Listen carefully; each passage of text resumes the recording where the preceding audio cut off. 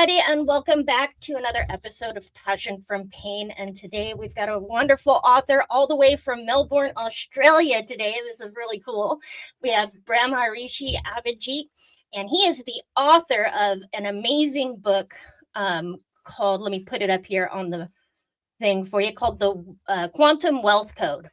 And I'm so excited to talk to him today. He has so much amazing insight on becoming in line in alignment with your purpose and developing that passion and living in that passion, and then more importantly, okay, how do we become wealthy in our passions, right? So that we can continue to live in our purpose as we continue to go forward and live free from the toxicity, free from the abuse, and free in our authenticity. So thank you so much, Bramarishi, for being here.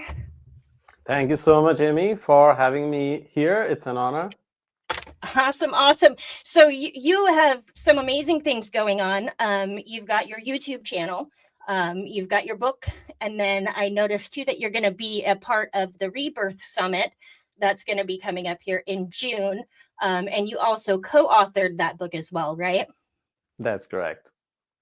How cool.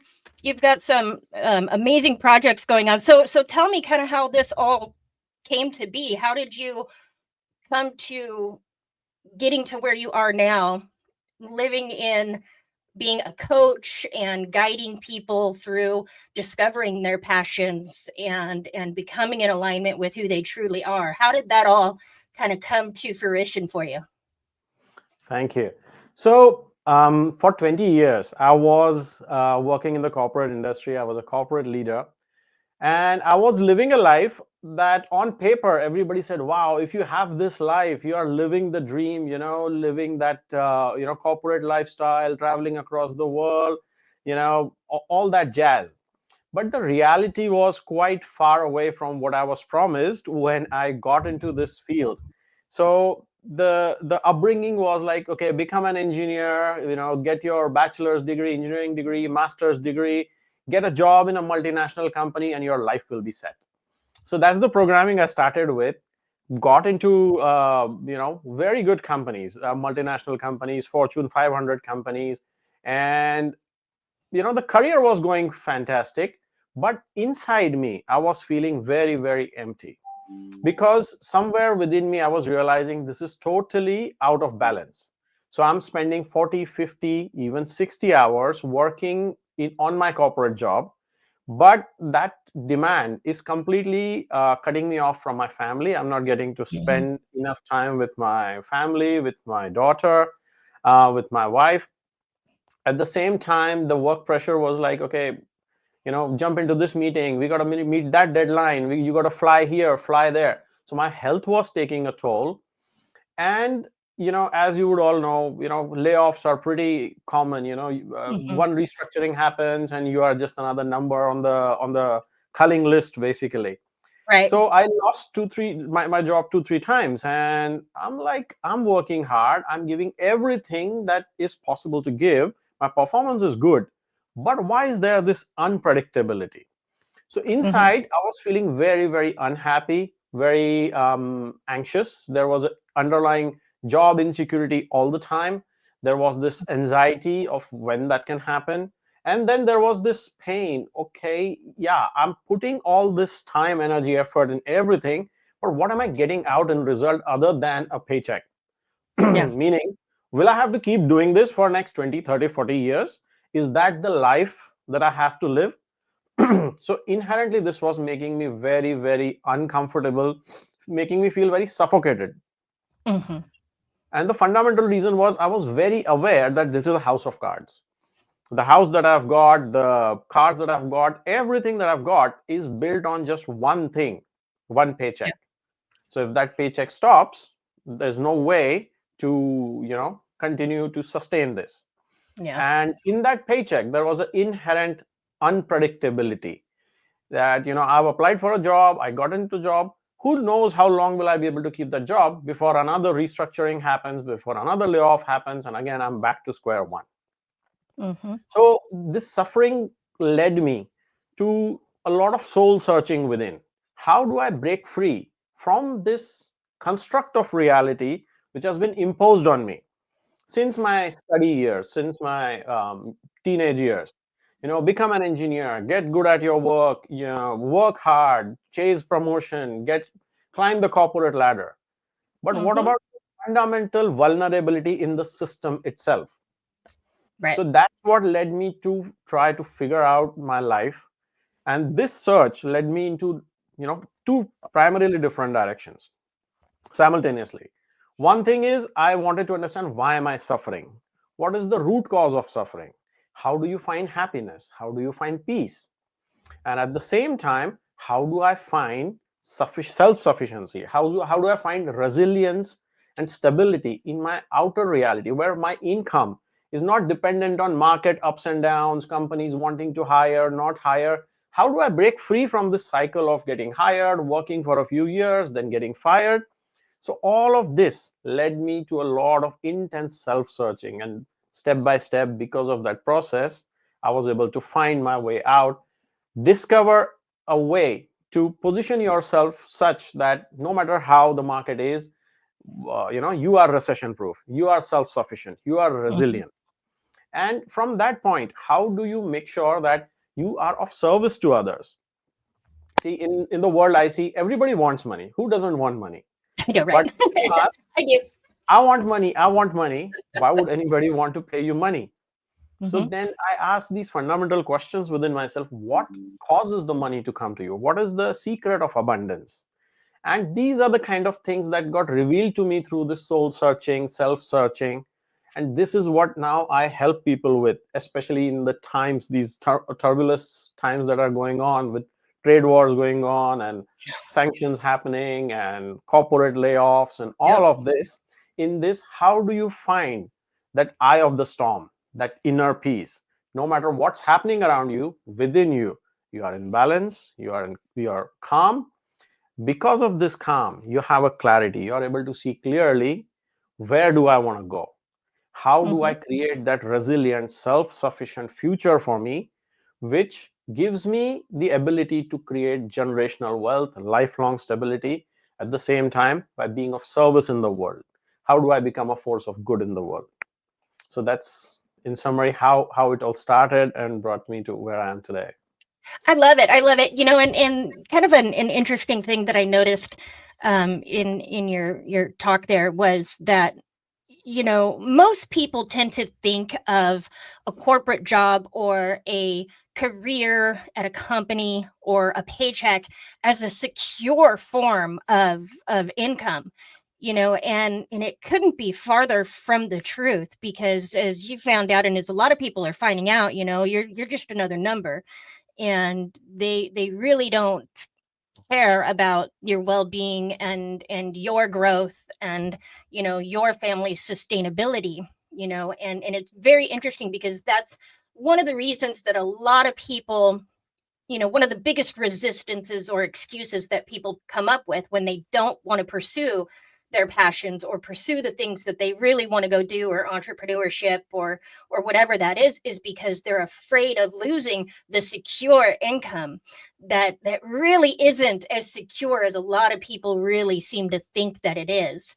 And so how did you overcome kind of that fear of, because it is scary taking that step, going from a corporate paycheck, working hour for, a dollar or whatever, and or your salary, you tend to think of that as secure when really it's not. How do you go and switch that mindset and control that anxiety around, okay, now I'm the master of my own destiny, which can be a little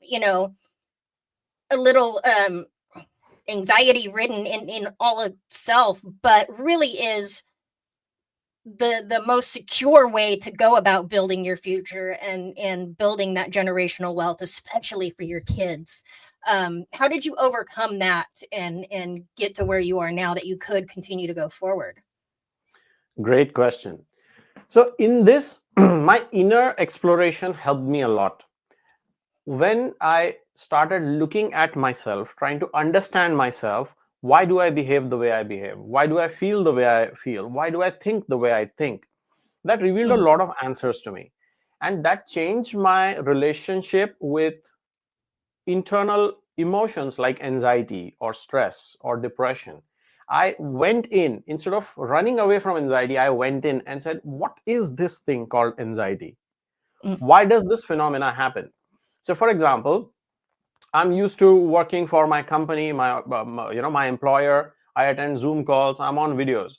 But when it comes time to shoot a video for my own channel or for my own business, anxiety starts happening. Overwhelm starts Mhm. happening. Why is this happening? So when I dive deep, I found this to be a very simple phenomena. The thing is, as a function of growing up, we have seen people around us, or we have even learned from them, unknown is scary. When I Mhm. don't know something, I'm anxious, I'm overwhelmed. I don't know what's going to happen. I don't know what's going to happen. So my question is, when you don't know what's going to happen, how do you know you should be anxious? How, Exactly. how do you know anxiety Exactly. is the right response to give to that unknown? Because, see, whatever you know, and based out of that knowing, you have created a life that you have got so far. Mhm. But if you're unhappy with it, then where is the newness gonna come? Where is something different gonna come? It is going to come out of the unknown. Mhm. So what it really requires is simply changing your relationship with the unknown. Instead of getting anxious and overwhelmed, we can simply switch it to excitement and curiosity. Mhm. This process is called as alchemization. I'm feeling anxiety. See, anxiety and excitement are not two very different feelings. It's just the perception on it. Anxiety is, oh my God, I'm scared. I don't know what's going to happen. Excitement is, oh my God, I'm so excited. I don't know what's going to happen. But the I love outlook it. is very different. Yeah. When you're anxious, you're like, oh, I'm scared. When you're excited, I'm looking forward to it. Just this flipping, the whole game happens inside of you. Whether any situation that comes in front of you, how is your inner game? If your inner game is under your control, if your mind and your emotions are under your control, and you get to define the situation within you instead of a reaction coming out, anxiety, overwhelm. Now hang on, this is exciting, this is fun, this is where I get to create something that I have not experienced yet, something that I have not created yet. Let's see where this leads to.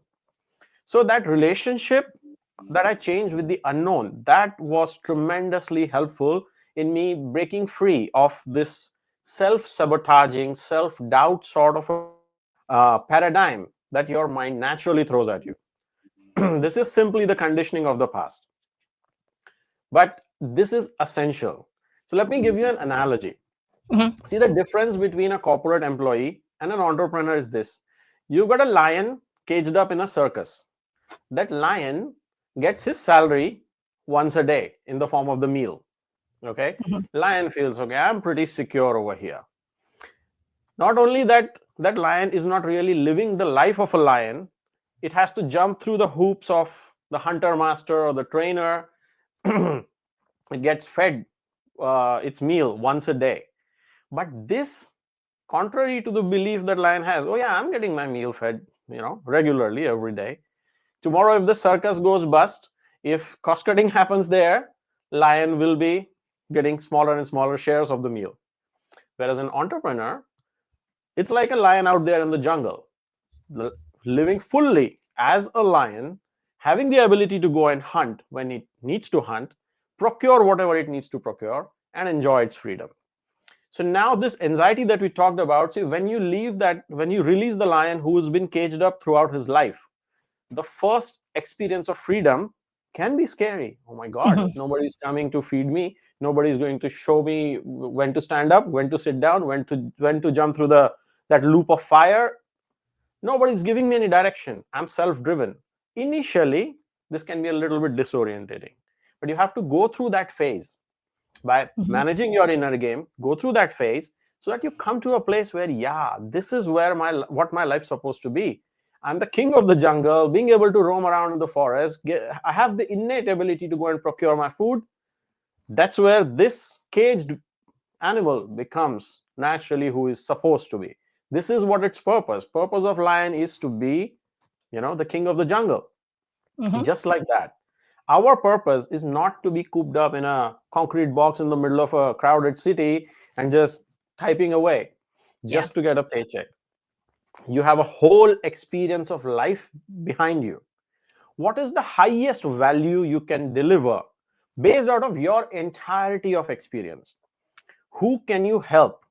How can your help elevate somebody else's experience of life? Meaning, if you are faced a big problem, as your show is about finding strength after toxicity, if you have Mhm. been through a very painful situation and you have overcome that, I call that a gold mine. Mhm. This is where life has put you through an experience. Hey, go through this intense experience. When you come out of that, you have wisdom, not only information, you have wisdom, a deep Yes. understanding about ins and outs of that situation because you have lived through that. A lot of people go, hey, there is so many, mass layoffs are happening and I'm struggling to find a job. My message is, why are you trying to find a job? Yeah. Why don't you dive within yourself and go, whose life can I transform? Whose life can I improve? In my $1 million makeover mentorship program, we go through this a lot, where I get my students to go through soul searching and go, whose life can I transform, where I'm solving a $5,000 problem for them, $10,000 problem for them, $20,000 problem for them. Once you do this for one person, today using technology, it is so easy to just scale it. Yeah. One person can easily become 10, 10 can easily become 20, 50, 100. That's how you scale a purpose aligned business. To give you an example, I was working with a lady. She had two teenage kids. Now, Mhm. teenage kids and mother's expectation, that was creating a very explosive combination in their home, As usual. as usual. So the whole their home was in chaos, and Mhm. everyday problems. This has happened, that has happened. So much anxiety. So I started working with her. I Mhm. started helping her understand her own inner game, her own reactivity, helping her sit in that space of, eye of the storm, the inner peace, inner calm, and see every situation from that place. So not only she was able to heal the family dynamics, like after a few weeks, her kids came and said, Mom, you have changed totally. I don't know what has changed, but you have changed totally. You don't react. Now you try to understand us. So that healed not only their family dynamics, this gave her so much confidence that she went on to become a powerful parenting coach. Now she is helping others heal their relationship with their own children. Do you That's see how amazing. the pain? Yeah. So do you see how the pain that life had put her in was a Mhm. lesson?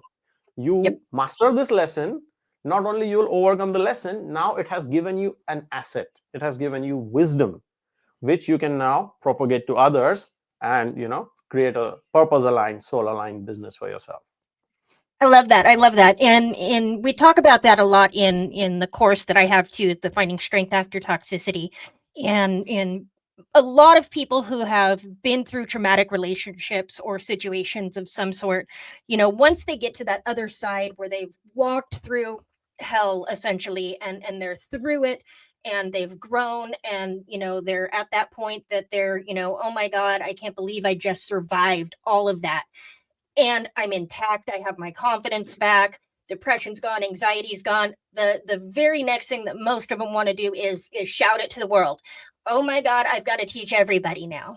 Because if you stick with it, it's gonna work. Because these healing journeys, they're tough, they're messy. It's never just as calm and peaceful as just sitting in meditation, unfortunately, because you do have to come up against some things within yourself that you really don't want to. You have to face some of those inner demons that you have, and you have to relearn behaviors that were, ingrained into you, all the way back to from childhood, and you kind of realize that going through this, and coming out the other side and having survived something like this is such an incredible feeling. And a lot of my clients, they want to get into a role similar to what I'm doing, what you're doing, and just help as many people through it to that end goal as possible. And I love that you have that path on how to do that for people who are aspiring to help others once they're through everything, and create that platform and that path to continue their journey so they can help as many people as they can at that point and make a living at it. and be free from it. And I think that's where the true freedom really comes from, is being able to take that experience from the past and the pain from the past. And that's where you really get to throw, the mud back at the people who perpetuated the trauma on you. You get to stand in your strength, and you get to say, look at me now. And I think that's the best revenge you could ever have on a painful situation, is just, yeah, I lived through it and I'm better than I ever was before. And then being able to shout it and help out as many people as you can is phenomenal. And you talk about a lot of this on your website, or your website and your book, but your YouTube channel as well. Definitely. Let's see. So let's see. You speak a lot about alignment. Can someone who feels lost or disconnected, someone who's lost or disconnected with, their soul, or that intuition, what's the best way to reconnect with that soul, with that intuition? You have to have it to go through the journey. You have to have it to be an entrepreneur. You have to be able to listen to that inner voice. How do you reconnect with that when somebody has disconnected you from it through the abuse? That's a great question. So, one thing is, it's an illusion that we get disconnected from our soul, ourselves. It's an illusion. Why? Because your being, your existence is the cause of your creation. If it were ever possible to get disconnected from your own being, your own self, your own life, you can't exist. The problem is not that. The problem is their attention is completely captured by their thoughts. So that's why they are not available and present to their own self. To give you an example, this is exactly what is happening on a very large scale in the world right now. So companies right now are under crunch. So they are pumping up all their employees. Hey, put in more productivity, get more work done. Now their entire attention, their entire mental faculty is just thinking about deadline. I've got to get this done. I've got to get that done. Their minds are so consumed in this work, they are barely available to themselves. That is the real problem. When your attention, when your focus gets hijacked by something which is not completely aligned with you. Now, in this scenario, what's happening? For example, this company in question, if they start performing badly, if their profits tank, even though you've been putting 50, 60, 70, 80 hours a week, giving all you can, when the severance happens, it happens. Yeah. All that you have given is just gone. Now, this is where people feel huge lack, huge emptiness. Why did I give so much? I gave everything to that company, and look, they fired me today. That is the structure of the business. What is the real problem here? The real problem is lack of self-love. You, in your own life, are putting yourself at the lowest rung of priority. My job is more important, my salary is more important, my title is more important, everything and everybody else is more important. Even, my boss's attitude towards me is more important than how am I available to me? How am I feeling myself? How am I treating myself? Am I honoring and prioritizing myself enough to go, hey, no, I deserve to create a life of my dreams. I deserve to bring out my creativity. I deserve to explore my highest value, my highest possibility, and operate from that space in the world. So this lack of self-love essentially allows your attention, allows your time, energy, effort to just get hijacked by some external narrative. This is where you end up following the crowds, and when the culling happens, your name is on the list. Whereas if you bring all your awareness back to yourself, I call this the 0 point. You are really sitting within yourself as an observer, as an experience of your own life. When you come into this point and when you start observing life from this vantage point, you will see it's you either who is becoming a victim in your own life, saying life doesn't never goes according to me, nothing ever happens according to me, oh silly me, poor little me. Or you're going, even though nothing is happening according to me, I'm clear what do I want to create. When I'm clear what do I want to create, then it's just a matter of organizing your physical reality, organizing your actions, your strategy, your tactics to get more refined, sharper, more effective, so that you start getting the results that you want. But if you are not aligned with yourself, you'll try something on the side. Hey, I want to become an entrepreneur. I'll try this, try that. It doesn't work out. No, it's not for me. I'll go back to being, slaving Mhm. to somebody else's Mm. designs. Mhm. It's really how much you love yourself. Do you love yourself enough to take on a few challenges, get a little bit uncomfortable for a little while, going back to the analogy, till that cage lion learns how to hunt? It's going to be Mhm. a little bit of a difficult transition, but once the lion learns to hunt, now he's back into being fully itself.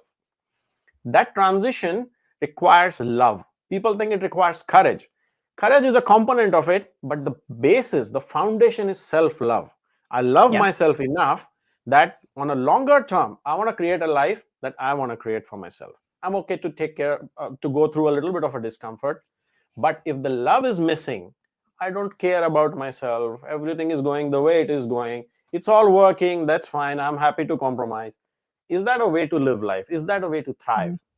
So that self Yeah. love is the key component which can help you completely break out of any circumstances that you find yourself in.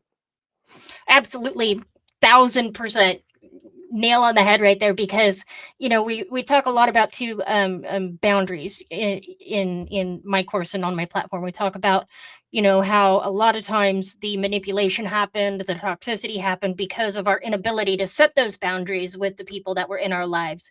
And ultimately that comes from a place of not having enough respect or love for ourselves to be able to uphold a boundary, that we put up against people like this in our lives. And so so much of it comes back to the self-love, and this is where I think a lot of people really really struggle, is on discovering that self-love and finding ways to love themselves. And it's such a hard thing for people to grasp.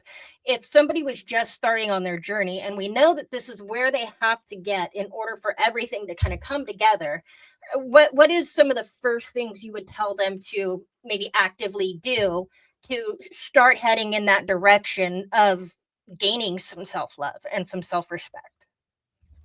Definitely. Again, amazing question. So let me just address the root cause of why people struggle with self love, and then I'll give the solution to that. Is that okay? Mhm. Yeah. So the root cause of not getting self love, not giving your love back to yourself, is based on how you are treated as a child. If Hmm. somebody has been treated, neglected, or not treated well, not received love as a child, always heard abuses and name calling and all of that, they just don't know what it feels like to receive love. Mm. Now, when they don't know that feeling, they don't know how to regenerate that feeling within themselves. This is just the fundamental basis. Hmm. So in this, what happens, like if somebody has gone through very strict parenting or tough disciplinarian school where they're just abused and called names, hey you idiot, you can't do this, hey you stupid, you can't do this, that Hmm. becomes their own self dialogue. Hmm. So now as a grown up, when they struggle to do something, that's what they'll say to themselves, hey you stupid, why can't you do this? I'm so stupid, I can't do this. Please stop abusing yourself, right? Yeah. Somebody else has done it, it is gone, but you don't have to imitate that behavior. So we do this exercise, I get people to write down their inner dialogue, bring it on paper so that they can Hmm. see. Then I ask them, okay, use the same dialogue on, say, a cute little child. You don't have to go Hmm. and talk to them, just within you, read what you're saying, apply that to, say, a cute little child. Does it seem okay to you? This um, overly strict, overly abusive inner dialogue, can you apply that to that child? The Mm. most of the time the answer is no, I can't.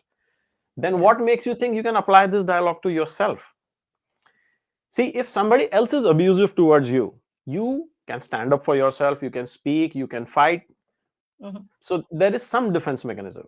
But if you yourself are abusive towards you, who is going to come in between you and Yeah. you, Yeah. right?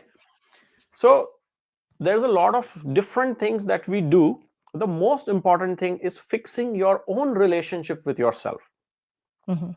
Fixing your own relationship with yourself means taking one more step inward and going, hey, these dialogues that are running in my mind, they are also not mine.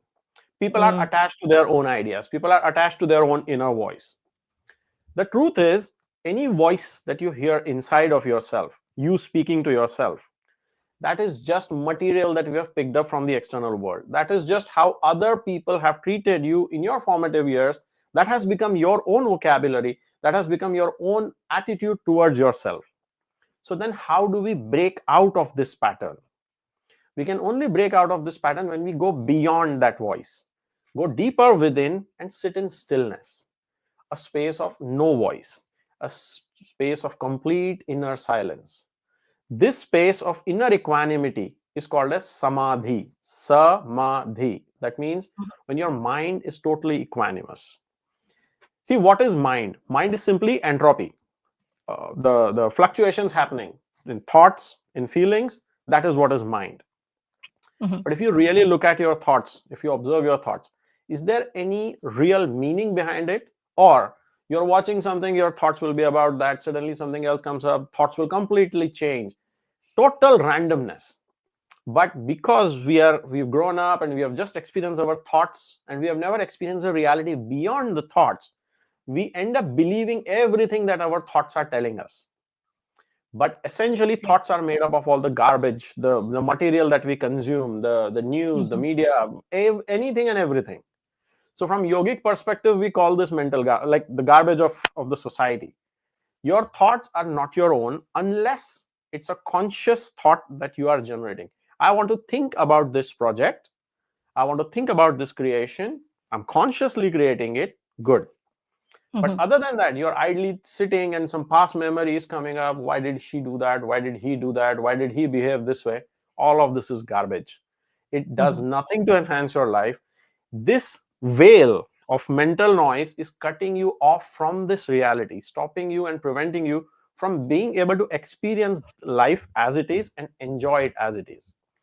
It is this garbage of the past. We need to learn to break out of this and sit within us beyond this, break free from the Mhm. addiction to thoughts.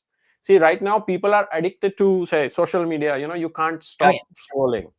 That dopamine loop, same Mhm. thing is happening inside as well. Persistent thought patterns. Somebody who is used to being anxious, when there is nothing to worry about, that makes them anxious. Oh, why is there nothing to worry about? That's a persistent Yeah. pattern of behavior, right? So we can only break those patterns when we go beyond them and sit in a space of inner equanimity, stillness, silence, and just observe these. Once you Mhm. observe these, you come to realize the true nature of these things. That's where you'll break away from this identification with your own thoughts, your own belief patterns, your emotional and behavior patterns. And when you break free from that, that unleashes tremendous power. That's when you realize, hey, I don't have to obey my thoughts, I don't have to obey my emotions. I can turn them around, I can shape them to be what I want them to be. I can turn them to be constructive for me instead of being destructive for me. And that's how you come in alignment with yourself, come in a space of powerfulness instead of powerlessness, come in a space of creation instead of being a victim, and start shaping your life from that inner depth. Um, and one thing I want to point out too is, this kind of work on yourself, you got to allow it to take time, because it does take time. It's not something that is going to happen the first time that you sit down and try to clear your mind. If you've been living in anxiety and those thoughts are just running through your head a million miles an hour for, let's say 20 years, it's not going to happen on that first sitting. This is something that absolutely takes practice, and people need to give themselves grace and understanding, and to stick with it. So my journey, it took me 20 years from when I left my toxic situation to where I'm to the point now where I can talk about everything and teach everything that I have learned along my journey. And one of the biggest things that I do love to teach is to, give yourself the time and give yourself the grace, because it's not going to happen overnight. Those thoughts didn't jump into your brain overnight. It was years of the toxicity and the abuse and the betrayal and all of that, and then the negative self-talk. And so just be, patient with yourself. And I think that's probably lesson number one, is to just give yourself grace and patience and continue to go on the journey. And you absolutely will get there. There is light at the end of the tunnel for sure. And I love everything that you're teaching here. It's such an alignment with everything that I try to teach everybody on my platform and in my courses as well. And so I'm just loving it. I'm just loving it. Beautiful, beautiful. May I just add a little bit on that Yeah, time aspect? So yeah. 100%, you have to give yourself grace. It will take time because you are basically breaking the habit of being that old you and coming into a new habit of being a new you. Yep. But having said this, there are methods that can tremendously accelerate this. Okay. So there are powerful techniques, especially from the yogic sciences, especially working with the energetics of our energetic framework, our own energetic architecture, where you can speed this up tremendously. To give you an example, I had a student. She was a 17-year-old intern in a financial company, and she was a victim of narcissistic abuse throughout her life. That's how she grew up to be, Mm-hmm. having a narcissistic father. So she was very, what do you say, jittery about her own existence. Mm-hmm. Constant panic attacks, constant anxiety, constant depression, constant worry. First question when she came, and we had first session, and she said, "Am I a bad person?" I'm like, "No, Mm-hmm. no, not at all." Oh, oh. The problem is the external environment had given her that complete understanding. You are a bad person, you are stupid, you are this, you are that, all that name calling. When Yeah. that happens to a child, it sits very, very deep within you. But Mm-hmm. the good thing is, with the techniques that I taught her, very, very simple techniques, 2, 3, 4 minutes execution techniques, she learned how to overcome a panic attack in the moment. Awesome. So, like consistent history of panic attacks. And Mm-hmm. now, 6 weeks later, I'm asking her, how are your panic attacks? Oh, no, I know how to control them now. It just takes 2 minutes. I'm like, That's amazing. awesome. That's phenomenal. That is. Another example, I had a IT professional who was on anti-anxiety, antidepressant medication for years. He came to me in less than 12 weeks. I asked him, okay, what's going on? So he said, I went to my psychiatrist and she told me, you don't need me anymore. I said, tell me more. She said, whatever you are doing, you are not suffering anxiety and depression anymore, so you don't need medications. So the Awesome. thing is that this machine that we have got, which is our body, it has Mm-hmm. got so many phenomenal capabilities. And the problem is, if we go just through the route of science, I'm not putting Mm-hmm. down science or anything. Science has helped us become a civilized society that we are. Yeah. But science has its own limitations. I'm Mm-hmm. saying explore yourself directly. Did you know that simply by regulating your breath, you can change your states? By simply regulating your attention and awareness, you can change your states. By simply regulating your body language, how your body is moving, you can snap out of a panic attack in just a matter of minutes. By Wow. simply changing your breathing pattern, your persistent and consistent experience of living life as somebody who is always anxious or always sad, that can be changed. The change can be done instantly. If you execute it properly, the change can be done instantly. The only problem is, getting these new tools under your belt, Mm-hmm. bringing in the habit of, so for example, I teach techniques on how to snap out of it in the Mm-hmm. moment. But if you are in a habit of, getting anxious, anything unusual happens, you start feeling anxiety.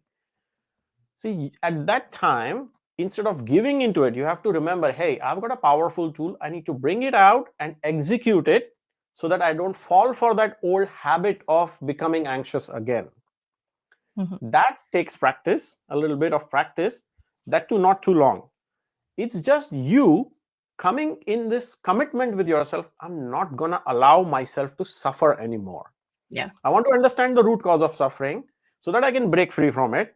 And Mm-hmm. I want to thrive in my life. I want to live a full fledged life instead of that shadow of the past Anytime I feel uncertain, the shadow of the past comes and grips me. Hey, now you should be anxious. Now you should be depressed. Now you should be worried. No, stop.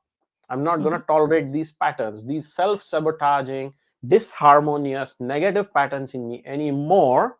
I'm going to execute the tools, the techniques, the methods with which I can beat this for good and come out and rise for good.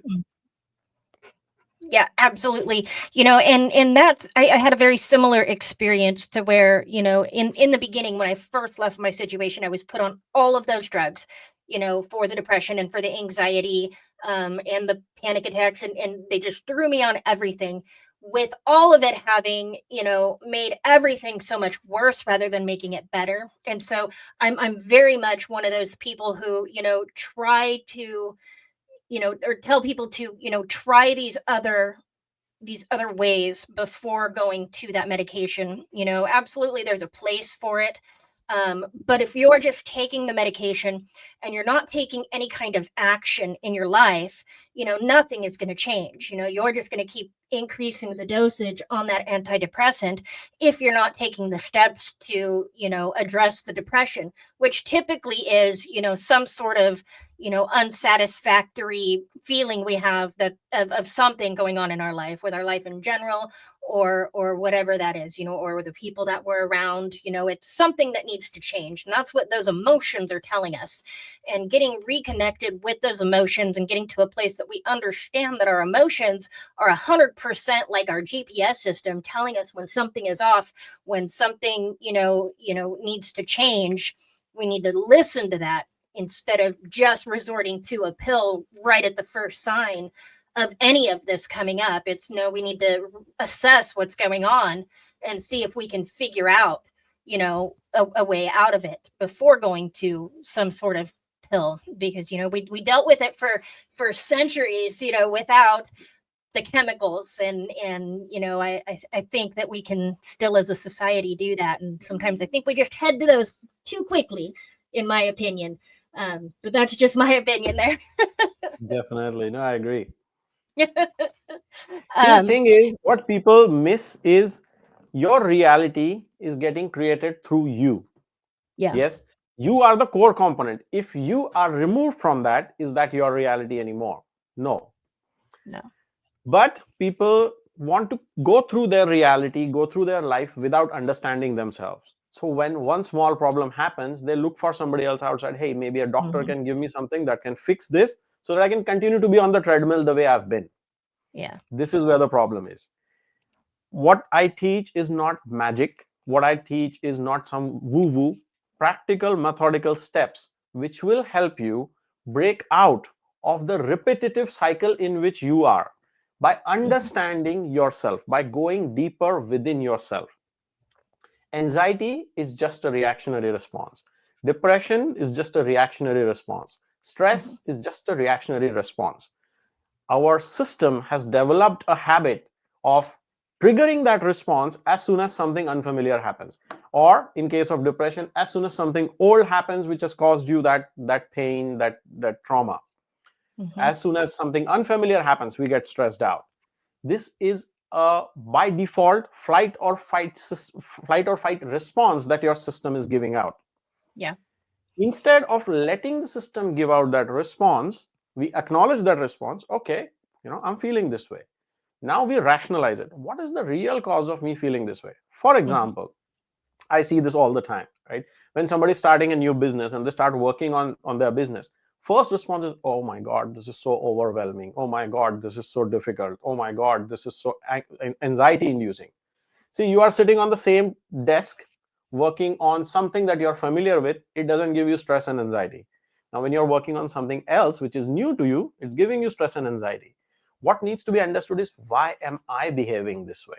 It is not the subject which is stressful. There are millions of people who are doing this. Why am I giving this meaning? Why is my relationship with this particular task full of anxiety and stress and overwhelm? So all Hmm. that needs to be changed is your relationship with what you're doing. Hmm. How will you do that? By understanding yourself. There's no pill that can fix it, right? Because it is your inherent relationship. The meaning that you have given to a particular thing is giving you anxiety. What can a Hmm. pill do? it can what do you say, calm down your physical response, but then it will also make you groggy, a little ineffective. Mhm. Are you operating at your fullest potential? Easier thing to do is just go deep, understand yourself, understand, instead of running from anxiety, go deep into it, push into it and go, okay, I'm feeling anxiety. I know I'm sitting safe in my home, in my office, in my chair. Why is this unpleasant sensation happening in me? See, people have made a huge deal of mental health, right? Stress, Yeah. anxiety, depression, trauma, burnout. Instead of making a huge deal out of it, we just need to understand why Yeah. my system reacts this way. Yeah. Once I understand, I can easily remove that underlying root cause. Most of the time, can I give you an example? Most of the time, I've Mhm. seen why people have anxiety related to their work. Mhm. See, when we are kids, especially when, so I come from India, and in India, while growing up, it used to be like this. Mhm. You want to go out and play, all your friends are playing, but your math homework is there. So Mhm. one of the parents or one of the teachers will go, hey, don't even think about going outside and playing until you finish this homework. Mhm. Now, this homework, this task, and you are going frustrated inside you. You are going, why do I have to do this? Everybody else is playing. I have to just sacrifice everything and just work on this. Now, your relationship with your work got distorted right there. And this is the Mm. same distortion that you are carrying even till now, right? So this distortion is just coming out of memory. That it is not the task that is inherently problematic, it is your relationship with that task. So if you just Mhm. transform that relationship, the meaning that you're giving to that task, it becomes very easy. There is no anxiety. So Mhm. like, I have worked with people who had severe problems Mhm. where doctors are like, I don't know what else I can do. I'm giving you anti-anxiety, antidepressant Yeah. medication. That's it. But their lives are not improving. Why? Because medication can numb it down a little bit, but the Yeah. problem is still there. Yep. Only by understanding yourself, you remove the problem, and now you don't need any medication. Mhm. Well, and the other side too, you can't get the medication, or you add on those cheap escapes as well, like alcohol or drugs, and then you've really got a problem. Instead of just facing, the things that you need to face within yourself, you're running to the either prescription side or the alcohol and drug side to just numb everything and not feel it. It's a very destructive cycle that you go down. And I one thing that kind of becomes a little unclear is, why do we tend to go for those things that obviously take us down a much harder path than just facing what we need to face to begin with? Why do we choose those harder paths? Is it the comfort that they provide, or the in the moment, I'm just not feeling it in the moment and I feel better? Yeah, why do we do that to ourselves? That's a great question. So essentially, what you're asking is, what is the root cause of addictions? Because Yeah. every addiction is escapism, right? So what happens is, if your self image is distorted, you will see people who have gone through a lot of trauma, they are much more susceptible to addictions, be it Hmm. alcohol, be it drugs, even medication. Yeah. So the problem is, if, as a part of growing up, if your understanding of yourself, if your self image is distorted, it's problematic. So for example, I was struggling with alcoholism for a very long time, Hmm. probably a couple of decades. Hmm. The thing is, when you want to escape from yourself, so while growing up, if everybody has told you, you are the problem, you are the one who's supposed to be blamed, you are the black sheep, or whatever, there's a problem with you, the world is a good place, the only problem is with you. Hmm. Obviously nobody wants to be a problem. Right. Nobody wants to live with this self image. You are somebody who should be punished, you are somebody who is worthy of shame. Now, why would I want to live with this kind of an image? I Mm. don't want to be like this. Because whatever you believe yourself to be, your thoughts are a reflection of that. Yeah. When your thoughts are a reflection of that, your feelings also reflect those thoughts. So now, essentially, you, just by being yourself, are feeling very low, disgusted, not feeling so great about yourself. What's the point of living? All that nonsense is going on. And this is not a sustainable state to be in. So now you want a cheap escape. You don't know a proper way to eject out of this scenario. You just go, okay, how can I shut this for some time? Yeah. That's where you go and drink alcohol, or you get drugs and Mm-hmm. medication. But the problem is that's not only not a solution, at the same time it's deteriorating your experience. Yep. So if you're experiencing life here, when you have a drink, your experience of life elevates for a little bit, for that Mm-hmm. 2 3 hours. But what Sure. will happen as soon as that wears off? Your experience of life deteriorates even further, the Yeah. hangover and all that stuff. Mm-hmm. But before jumping into the state, what was your state? Oh my God, I'm feeling crap. I'm feeling stressed. I'm feeling anxious. Right I'm back not there. liking my existence. I want to escape. Yep. The dots are connected. If I drink, I'll feel great. If I pop in the drugs, I'll feel great. Yeah. Here, that association is missing, where what will happen afterwards when that wears off, what will happen afterwards. Yeah. So, two things really need to be fixed. Why is my relationship, my understanding of myself so distorted? Yeah. Unless you fix that, your natural feel good will not come. But Mm-hmm. also, you need to understand, any cycle which goes up will come down. So if you have had 2 drinks, you went this way, your hangover will be a little bit of a dip. If you had 10 Yeah. drinks, you went high, but then your crash is also Yeah. going to be much harder. So what I help people do is connect that crash with the initial desire of wanting that drink, wanting that drug, or whatever. Where as soon as the desire comes, oh yeah, I want to have a drink, Mm-hmm. instantly that memory comes, yeah, and I'm gonna be feeling shitty and Yeah. hungover the next day. Do I really want this drink? So when we start making these right connections, the internal self-awareness comes. No, I need to Mm-hmm. ignore this impulse, because I know what's going to happen after this impulse. If I follow this impulse, how am I going to feel tomorrow? Yeah. Yep. And then yeah, you're not following your purposes or your passions, and it's just a spiral and just out of control. Oh man. I know, and so many of us who have, lived through a trauma, we go there just to escape everything.